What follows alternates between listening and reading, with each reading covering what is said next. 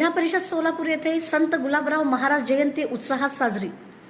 जिल्हा परिषद सोलापूर येथे संत गुलाबराव महाराज यांची जयंती उत्साहपूर्ण वातावरणात साजरी करण्यात आली। जिल्हा परिषदेचे अध्यक्ष माननीय दीपक वैद्य यांच्या हस्ते महाराजांच्या प्रतिमेचे पूजन करण्यात आले। यावेळी जिल्हा आरोग्य अधिकारी माननीय सतीश कोपुरवाड यांची प्रमुख उपस्थिती होती।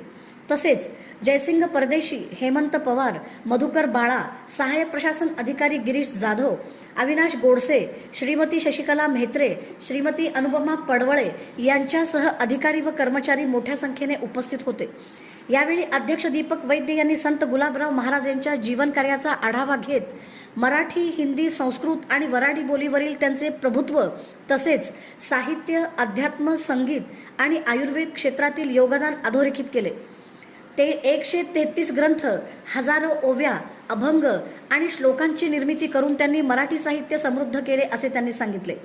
कार्यक्रमाचे सूत्रसंचालन सहाय्यक प्रशासन अधिकारी गिरीश जाधव यांनी केले।